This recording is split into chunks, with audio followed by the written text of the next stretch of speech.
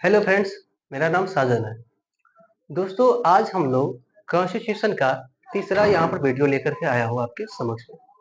संविधान के स्रोत।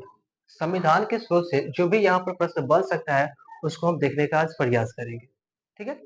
संविधान के स्रोत से आपका ज्यादातर प्रश्न है शॉर्ट देखने को मिलता है, ऑब्जेक्टिव प्रश्न में देखने को मिलता है। उसके बाद एक शॉर्ट प्रश्न देखने को मिलता है कि संविधान का स्रोत होता क्या है। जब आप लोग है 12th पास कर जाइएगा तो उसके पश्चात है ग्रेजुएशन में जाइएगा तो वहां पर पूछा जाता है, यहाँ पर लॉन्ग प्रश्न पूछा जाता है। लेकिन आप 12th में है तो 12th में यहाँ पर नहीं पूछेगा लॉन्ग प्रश्न में। ठीक है, यहाँ से पूछेगा ऑब्जेक्टिव प्रश्न पूछेगा। यहाँ से है आपका सब्जेक्टिव में होगा शॉर्ट प्रश्न पूछेगा। यहाँ से जो भी प्रश्न बन सकता है शॉर्ट में, ऑब्जेक्टिव में, उन सभी को हम आज पढ़ने का प्रयास करेंगे। ठीक है, तो चलिए स्टार्ट करते हैं। संविधान के स्रोत क्या है। संविधान के स्रोत को स्टार्ट करने से पहले थोड़ा सा हमको तो यही जानना पड़ेगा कि संविधान का स्रोत होता क्या है। देखिए दोस्तों, हमने है अपने संविधान में बहुत सारी व्यवस्थाएं जो आजादी से पहले अंग्रेजों के द्वारा जो व्यवस्था लागू किया गया था, उन सभी को भी लागू किया अपने संविधान में। और वैसी बहुत सारी व्यवस्था है जो हमने क्या है किसी अन्य देशों से लेकर के अपने संविधान में जगह दिया है। तो वे सभी व्यवस्थाएं जो हमने किसी अन्य देशों से लेकर के अपने संविधान में निहित किया है, तो उन सभी लोकतांत्रिक व्यवस्थाओं को कहा जाता है संविधान का स्रोत। और आज हम लोग यही पढ़ने वाले हैं कि हमने किन किन देशों से है कौन कौन से लोकतांत्रिक व्यवस्थाओं को अपने संविधान में जगह दिया है। तो चलिए स्टार्ट करते हैं। सबसे पहले हम ले लेते हैं यहाँ पर ब्रिटेन, क्योंकि ब्रिटेन है हमारे देश पर यहाँ पर कब्जा किया था। और उसके बाद यहाँ पर बहुत साल तक है हमारे देश पर कब्जा किया रहा, जिसके चलते हमारे देश पर है इसका प्रभाव बहुत ज्यादा देखने को मिलता है ब्रिटेन के संविधान से। ठीक है, तो ब्रिटेन से हमने कौन कौन सी व्यवस्थाओं को लिया उसको हम पढ़ेंगे। सबसे पहले है ब्रिटेन। हमने यहाँ से कौन कौन सी व्यवस्थाओं को लिया है उसको लेते हैं। यहाँ से हमने 5 व्यवस्थाओं को लिया है। हालांकि लिया तो बहुत सारी व्यवस्था है, लेकिन यहाँ पर 5 ही पूछा जाता है एग्जाम में, इसी के चलते यहाँ पर हम 5 व्यवस्थाओं को ले लिए। आपका एग्जाम में है यही पर आ जाएगा। ठीक है, यही सब आ जाएगा। 3 4 5। सबसे पहला जो यहाँ पर व्यवस्था है, यहाँ से लिए हम संसदीय शासन व्यवस्था।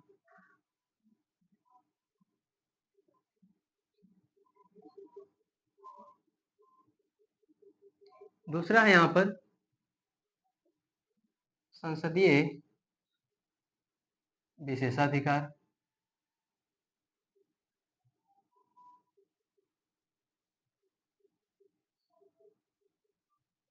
तीसरा है आपका विधि का शासन। विधि का शासन। चौथा आपका एकल नागरिकता। और पांचवा है आपका मंत्री मंडलीय व्यवस्था।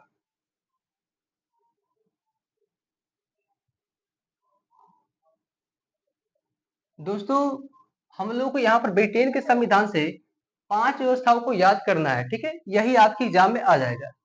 अब 5 व्यवस्था को हम बारी बारी से पढ़ते हैं कि ये सब क्या है, इसके संबंध में थोड़ा सा जानकारी लेते हैं। संसदीय शासन व्यवस्था, ये क्या होता है। देखिए दोस्तों, हमारे देश में है संघात्मक शासन व्यवस्थाओं को लागू किया गया है। और संघात्मक शासन व्यवस्था में मुख्यतः सरकारें हैं 2 स्तर पर होती है। एक है केंद्रीय स्तर पर होता है और एक है राजकीय स्तर पर होता है। केंद्र में यहाँ पर केंद्र को संचालित करने के लिए संसद की व्यवस्था किया गया है। और संसद के मुख्यतः 3 अंग होते हैं। राष्ट्रपति होता है, राज्यसभा होता है, उसके बाद लोकसभा होता है। ठीक इसी प्रकार से हम राज्य में चले तो राज्य को संचालित करने के लिए यहाँ पर विधानमंडल की व्यवस्था किया गया है।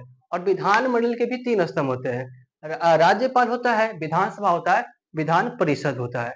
तो संसदीय शासन व्यवस्था यही है कि इसके 3 अंग है और इसके द्वारा है केंद्र को संचालित किया जाता है। दूसरा व्यवस्था यहाँ पर क्या है, संसदीय विशेषाधिकार। अब क्या है कि संसद को बहुत सारा विशेषाधिकार दिया गया है। ठीक है, बहुत सारे विशेषाधिकार दिए गए हैं। तो यह भी हम कहां से लिए, तो ब्रिटेन से ही लिए हैं। तीसरा यहाँ पर क्या है, विधि का शासन। विधि का शासन कहने का मतलब क्या है? देखिए दोस्तों, हमारे यहाँ पर संसदीय शासन व्यवस्था को अपनाया गया है और संसदीय शासन व्यवस्था में संसद के 3 स्तंभ देखने को मिलता है। पहला है क्या? राष्ट्रपति, दूसरा है राज्यसभा और तीसरा क्या है? लोकसभा।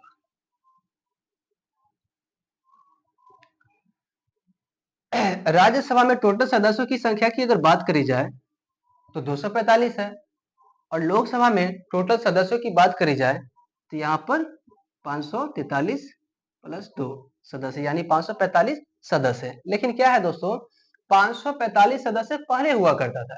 यह जो सदस्य हैं मनोने वाला स्थिति था, इसको है समाप्त कर दिया गया है। तो अभी वर्तमान में 543 यहाँ पर सीटों की संख्या है लोकसभा में। क्या है कि देश में किसी भी प्रकार के कानून को लागू करना होता है तो पीएम है या मतलब उसके सहयोगी है, खुद ब खुद उसको लागू नहीं कर सकता है। उसको है पहले क्या करना पड़ेगा, बिल बनाना पड़ेगा। उस बिल को है लोकसभा या राज्यसभा में पेश करना पड़ेगा। जब लोकसभा में यहाँ पर पेश हो जाएगा उसके बाद इस पर वोटिंग चलेगी, आधे से ज्यादा सदस्य है इस पर अपना वोट दे देगा, तब यहाँ पर पास होगा तो उसके पश्चात राज्यसभा में ले जाना पड़ेगा। राज्यसभा में पास हो जाएगा तो उसके पश्चात है राष्ट्रपति के पास जाता है। राष्ट्रपति इस पर हस्ताक्षर करता है। उसके बाद क्या होता है, जब बिल है, बिल नहीं रहता है, यह बिल क्या बन जाता है, कानून बन जाता है। कानून बन जाता है और देश में इसको लागू कर दिया जाता है। तो हमारे देश में क्या है, विधि का शासन है यानी कानून का शासन है, जो कि हमने कहां से लिया है, तो ब्रिटेन से लिया है। कहां से लिया है, ब्रिटेन से लिया है। चौथा व्यवस्था आप देखते हैं, एकल नागरिकता। चौथा व्यवस्था क्या है, एकल नागरिकता। और एकल नागरिकता भी हमने कहां से लिया है, तो ब्रिटेन से ही लिया है। एकल नागरिकता मतलब समझ रहे हैं ना, एक नागरिक है, देश का एक ही हो सकता है। जबकि दोहरी नागरिकता कहाँ पर पाया जाता है, अमेरिका में पाया जाता है। जब वो केंद्र के आयोजन में या केंद्र के निर्वाचन में भाग लेता है तो वो केंद्र के नागरिक बन करके उसमें जाता है।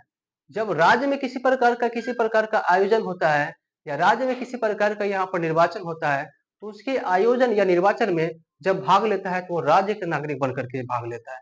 जबकि हमारे यहाँ पर ऐसा नहीं है।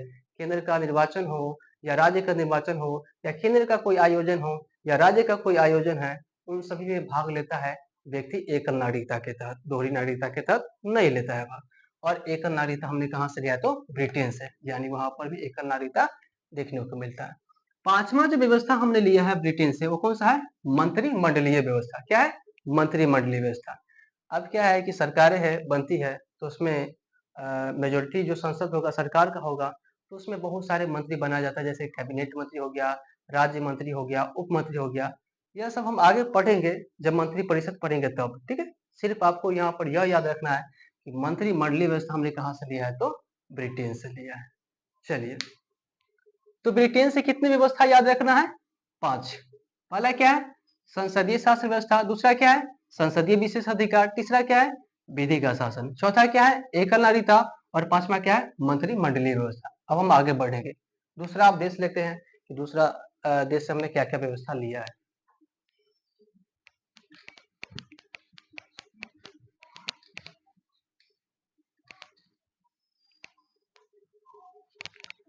चलिए, अब दूसरा देश लेते हैं हम, अमेरिका। अमेरिका के संविधान से भी हमने बहुत सारी व्यवस्थाओं को अपने देश के संविधान में जगह दिया है। यहाँ से भी आपको 5 व्यवस्थाओं को याद रखना है जिसको हमने अपने भारतीय संविधान में जगह दिया है। पहला है आपका मौलिक अधिकार।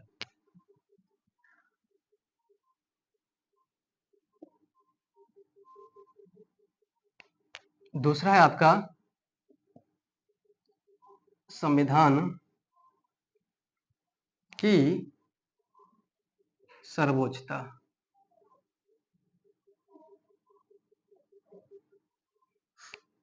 तीसरा है आपका न्यायिक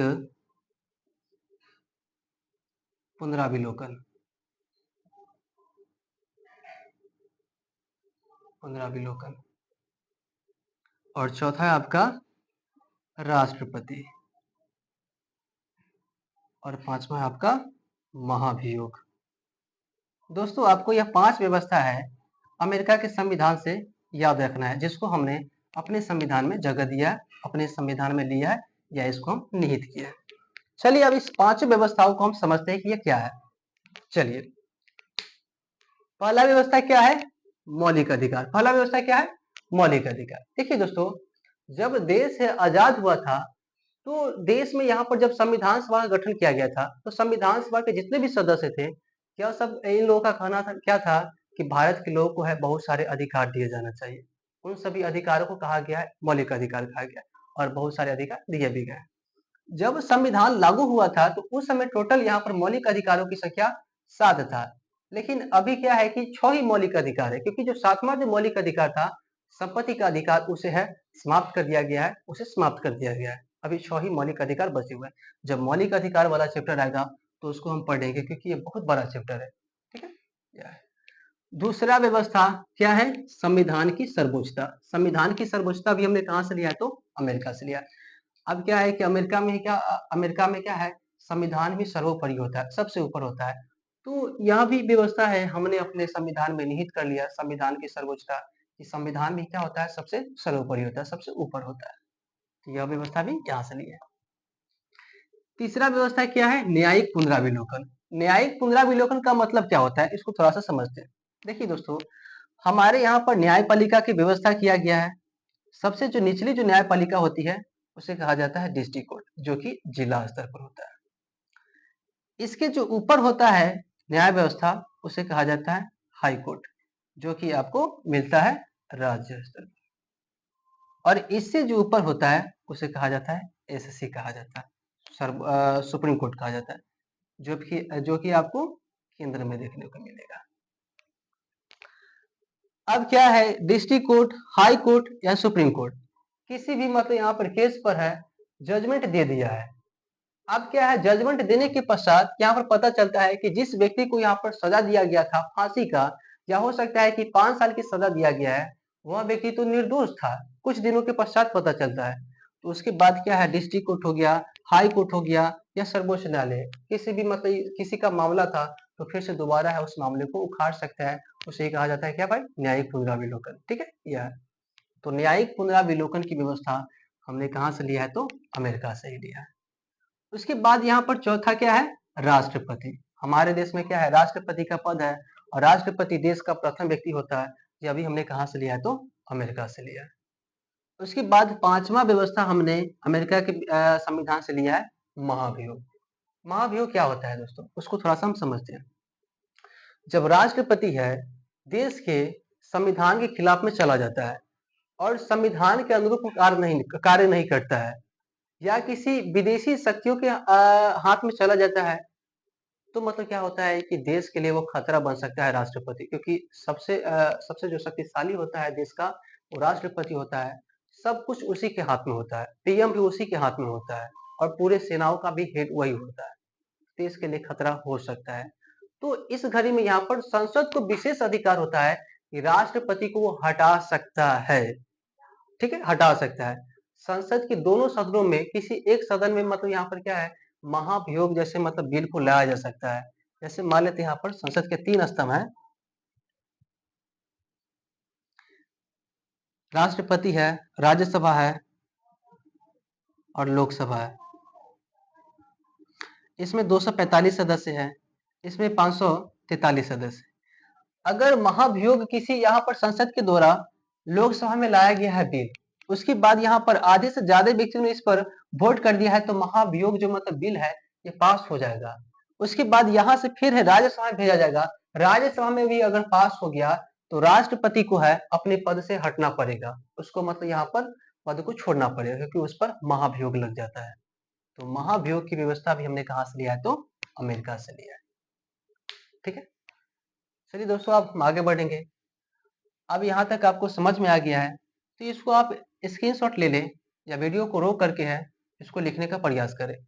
अब हम देखेंगे और कौन कौन से देश है जिसके देश के संविधान से हमने कौन कौन से व्यवस्थाओं को अपने संविधान में लेकर के जगह दिया है। चलिए इसको लिखिए आओ।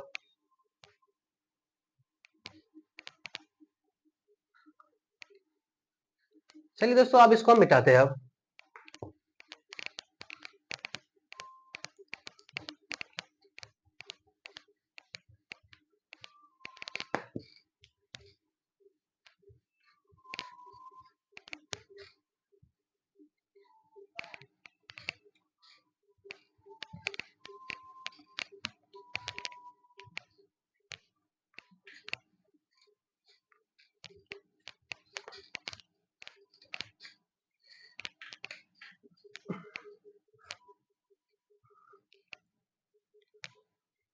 चलिए अब हम लेते हैं तीसरा यहाँ पर देश कनाडा।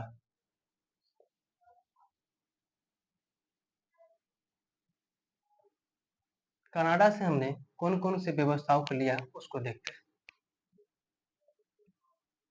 पहला है संघात्मक शासन व्यवस्था।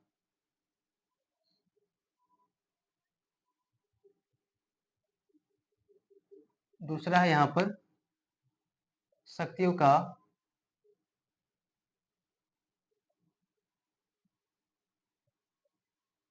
विभाजन।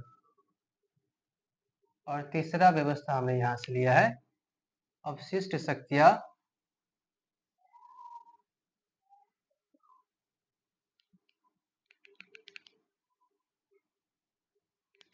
केंद्र के पास। केंद्र के पास। दोस्तों कनाडा के संविधान से हमने 3 व्यवस्थाओं को अपने संविधान में जगह दिया है। पहला है संघात्मक शासन व्यवस्था। इस संघात्मक शासन व्यवस्था का मतलब क्या है कि संघात्मक शासन व्यवस्था में मुख्यतः सरकारें 2 स्तर पर होता है, एक केंद्र में होता है और एक राज्य में होता है। और हम जानते हैं कि केंद्र को संचालित करने के लिए यहाँ पर संसद की संरचना का वर्णन मिलता है हमारे देश में, और राज्य को संचालित करने के लिए विधानमंडल की संरचना का वर्णन किया गया है। दूसरा व्यवस्था क्या है यहाँ पर शक्तियों का विभाजन। देखिए दोस्तों 2 स्तर पर सरकार है, केंद्रीय स्तर पर है, राजकीय स्तर पर है, तो इसमें देश में यहाँ पर शक्ति का विभाजन भी होना चाहिए ना। कुछ शक्ति है केंद्र के पास में होता है, कुछ शक्ति है राज्य के पास में होता है। तो शक्ति का जो विभाजन किया गया है केंद्र और राज्य के बीच में, यह व्यवस्था हमने कहाँ से लिया है तो कनाडा से लिया है, कनाडा से लिया है। और तीसरा व्यवस्था हमने यहाँ से लिया है अवशिष्ट शक्तियां केंद्र के पास, यानी केंद्र और राज्य के बीच में यहाँ पर शक्तियों का जब विभाजन हो जाता है तो उसके पश्चात जो शक्तियां बच जाता है वो सब किसके पास में जाएगा, वो सब चला जाता है केंद्र के पास में चला जाता है, देश के पास में चला जाता है। और यह व्यवस्था भी हमने कहाँ से लिया है तो कनाडा से लिया है। चलिए इसके बाद हम लेते हैं यहाँ पर चौथा देश आयरलैंड। आयरलैंड आयरलैंड के संविधान से हमने कौन कौन से व्यवस्थाओं को लिया है उसको पढ़ने का प्रयास करते हैं। सबसे पहले हम लेते हैं यहाँ पर डीपीएसपी। डीपीएसपी या इसी को कहा जाता है राज्य के नीति निर्देशक तत्व। उसके बाद यहाँ से हमने लिया है राज्य सभा में राष्ट्रपति के द्वारा, राष्ट्रपति के द्वारा 12 सदस्य का मनोनयन करना। दोस्तों आयरलैंड के संविधान से हमने 2 व्यवस्थाओं को अपने संविधान में जगह दिया है। पहला क्या है डीपीएसपी या इसी का दूसरा नाम क्या है राज्य की नीति निर्देशक तत्व। इसको हम समझते हैं क्या है। देखिए दोस्तों जब हमारे देश में है मौलिक अधिकारों की अगर बात करी जाए तो मौलिक अधिकार देने की जब चर्चा चल रही थी तो बहुत सारे मौलिक अधिकार है लोगों को देने के लिए रखे गए थे हमारे संविधान सभा के सदस्यों के द्वारा। लेकिन क्या है कि हम लोगों ने है उस समय 6 ही प्रकार के 7 ही प्रकार के मौलिक अधिकारों को हमने दे पाया था अपने देश के लोगों को, क्योंकि हम लोग उस समय हाल ही में आजाद हुए थे और ज्यादा कैपेबल नहीं थे, सक्षम नहीं थे मौलिक अधिकार को देने के लिए, जिसके चलते हम नहीं दे पाए। बहुत सारे मौलिक अधिकार है बच गए, 7 को ही दे पाए थे। अब क्या है कि संविधान सभा के सदस्यों के द्वारा आयरलैंड के संविधान से डीपीएसपी पद को ले लिया गया और कहा गया क्या कि वह सभी मौलिक अधिकार जो अभी बच गए हैं उन सभी मौलिक अधिकारों को है डीपीएसपी में संरक्षित करके रख दिया जाए, ताकि ये आगे चल करके है जैसे जैसे सभी राज्य है सक्षम होगा, कैपेबल होगा, शक्तिशाली होगा, तो वह सब है अपने देश में है उन सभी मौलिक अधिकारों को जो बच गया था उसको जगह देगा, या बोल सकते हैं कि उसको लागू करेगा अपने देशों में, और सॉरी राज्य में, ठीक है, अपने राज्य में। तो डीपीएसपी या राज्य की नीति निर्देशक तत्व हमने कहां से लिया है तो आयरलैंड से लिया है। दूसरा व्यवस्था क्या है यहाँ पर राज्यसभा में राष्ट्रपति के द्वारा 12 सदस्यों का मनोनयन करना। संसद के कितने स्तंभ है? 3 है। राष्ट्रपति है, राज्यसभा है, लोकसभा है। राज्यसभा में टोटल यहाँ पर सीटों की संख्या कितना है? 245 है। लेकिन 245 में से यहाँ पर 12 सदस्य क्या होता है? मनोनयन होता है। राष्ट्रपति इसको मनोनीत करते हैं, ठीक है, चुनते हैं। लेकिन उसके बाद जो मतलब जितना जो सदस्य हो गया, इन सभी का क्या होता है भाई? निर्वाचन होता है। हमारे राज्यों के द्वारा से मतलब यहाँ पर चुन करके है लेकर के भेजे जाते हैं, यहाँ पर राज्यसभा में भेजे जाते हैं, ठीक है।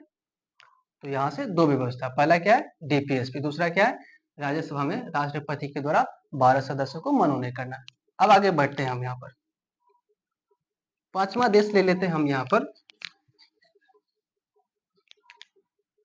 दक्षिणी अफ्रीका।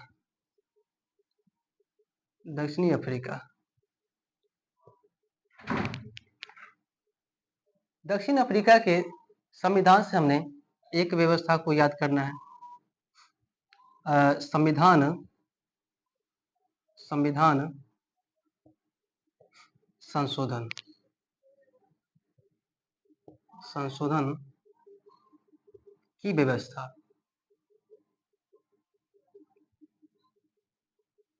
की व्यवस्था। देखिए दोस्तों, दक्षिण अफ्रीका से मात्र एक ही यहाँ पर व्यवस्था को याद करना है, जिसको हमने अपने संविधान में जगह दिया है, संविधान संशोधन की व्यवस्था। ये संविधान संशोधन क्या होता है? देखिए कि संविधान लिखा गया है कब भाई? ये 1949-50 की बात चल रही है, या बोल सकते हैं 1946 की बात चल रही है, ठीक है, यह है। लेकिन अभी के समय में और उस समय के समय में बहुत ज्यादा अंतर पाया जाता है। उस समय का जो मतलब व्यवस्था था, अभी यहाँ पर सक्षम नहीं है। अब उस समय जो लिखा गया, थोड़ा सा उसमें है मतलब चेंजिंग आ गया है। तो अब मतलब यहाँ पर क्या है कि बहुत सारी व्यवस्थाओं को बदला जा सकता है, या अभी सर्वाइव करने वाली स्थिति नहीं है। तो संविधान में किसी प्रकार का अगर चेंजिंग करना है या कोई भी चीज जोड़ना होता है, तो संविधान संशोधन किया जाता है। उसके तहत है कुछ जोड़ा जाता है, या उसके तहत उसमें कुछ चेंजिंग लाया जाता है। तो संविधान संशोधन की व्यवस्था हमने कहाँ से लिया है? तो अफ्रीका से लिया है। मात्र यहाँ पर एक व्यवस्था याद करना है। अब आगे बढ़ते हैं, यहाँ पर छठा देश लेते हैं। छठा देश है आपका फ्रांस। फ्रांस के संविधान से भी हमने बहुत सारी व्यवस्थाओं को अपने देश में जगह दिया है। यहां से आप याद रखिए, पहला समता, समानता एवं बंधुत्व। बंधुत्व का नारा, सॉरी, समता समानता बंधुत्व एवं गणतंत्रात्मक व्यवस्था।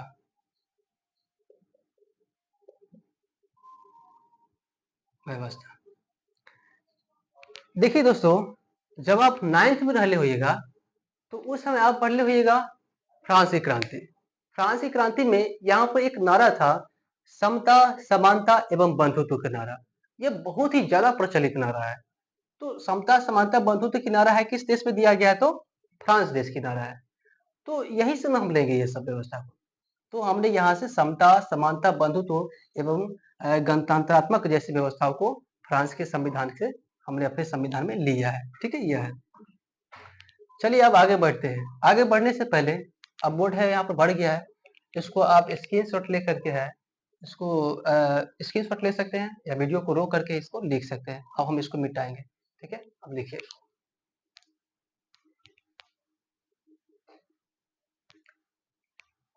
चलिए दोस्तों, अब इसको मिटाते हैं। अब आगे कौन कौन से देश से है प्रश्न बनेगा, उसको हम ले लेते हैं।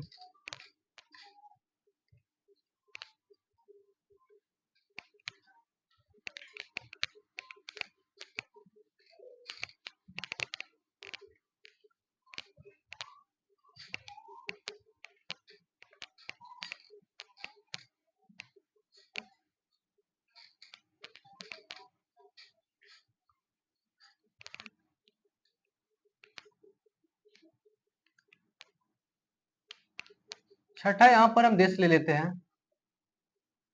जर्मनी। जर्मनी के संविधान से भी हमने बहुत सारे व्यवस्थाओं को लिया है, लेकिन फिलहाल आपको एक ही याद रखना है, क्योंकि पूछता है एक ही, ठीक है। जर्मनी से आपको याद रखना है आपातकाल के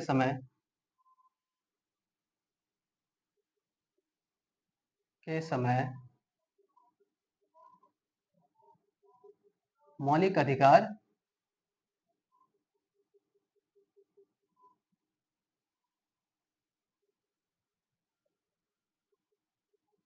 समाप्त। दोस्तों, जर्मनी के संविधान से आपको एक ही व्यवस्था याद रखना है, आपातकाल के समय मौलिक अधिकार को समाप्त कर दिया जाएगा। यही पूछेगा आप लोगों से, ठीक है। चलिए अब आगे बढ़ते हैं। सातवां यहाँ पर देश है रूस, और रूस की भी संविधान से हमें एक ही व्यवस्था को याद रखना है, वह है मौलिक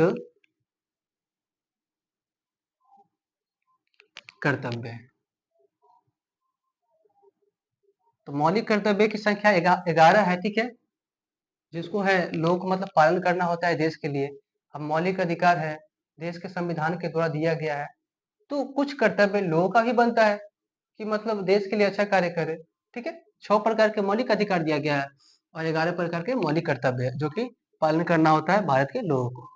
8वां हम देश ले लेते हैं यहाँ पर ऑस्ट्रेलिया। ऑस्ट्रेलिया के संविधान से आपको 2 व्यवस्थाओं को याद करना है। पहला व्यवस्था है आपका संयुक्त अधिवेशन। अधिवेशन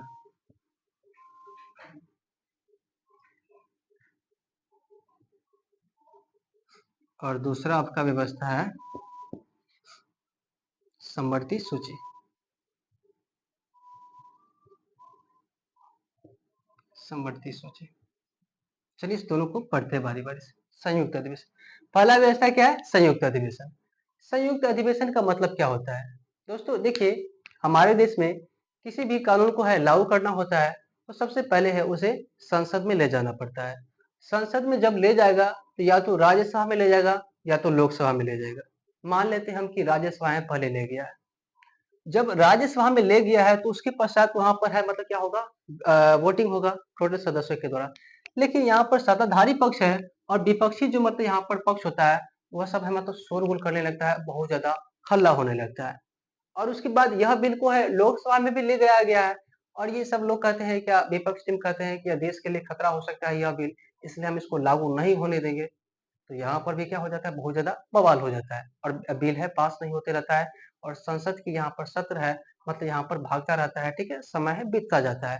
तो उसके पश्चात है राष्ट्रपति इस मामले को है संज्ञान में लेता है। राष्ट्रपति इस मामले को संज्ञान में लेता है और राज्यसभा हो गया लोकसभा हो गया, इस दोनों सदन को है यहाँ पर बुला लेता है। 545 सीट और उसके बाद यहाँ पर 245 सीट। तो इसे ही कहा जाता है संयुक्त अधिवेशन। और संयुक्त अधिवेशन में यहाँ पर लोकसभा जो अध्यक्ष होता है इसकी अध्यक्षता करता है और राष्ट्रपति इसकी बैठक को बुलाता है। लेकिन हमने संयुक्त अधिवेशन की व्यवस्था कहाँ से लिया है? तो ऑस्ट्रेलिया से लिया। दूसरा व्यवस्था क्या है? समवर्ती सूची। समवर्ती सूची क्या है इसको थोड़ा सा समझते हैं। देखिए दोस्तों, जब हम आगे पढ़ेंगे अनुसूचियां तो अनुसूचियों की संख्या यहाँ पर वर्तमान में अभी 12 है। 7वीं अनुसूची में सूचियों का वर्णन किया गया, संघ सूची, राज्य सूची, समवर्ती सूची। संघ सूची पर जो नियंत्रण होता है या संघ सूची पर अधिकार होता है, इस पर कानून बनाता है केंद्र बनाता है। और राज्य सूची पर जो कानून बनाता है इस पर नियंत्रण होता है राज्य का होता है। और समवर्ती सूची पर कानून बना सकता है केंद्र और राज्य दोनों, जो कि हमने कहां से लिया है? तो ऑस्ट्रेलिया से लिया है। समवर्ती सूची कहां से लिया है? ऑस्ट्रेलिया से लिया है। तो यहाँ से 2 व्यवस्था। अब लास्ट हम आगे बढ़ते हैं अब, ठीक है।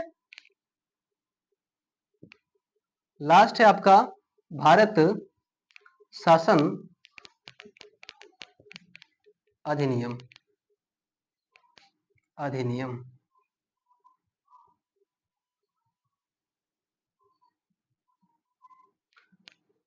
भारत शासन अधिनियम से आपको 3 व्यवस्थाओं को याद करना है। पहला है आपका न्यायपालिका। न्यायपालिका, उसके बाद दूसरा है आपका लोक सेवा आयोग,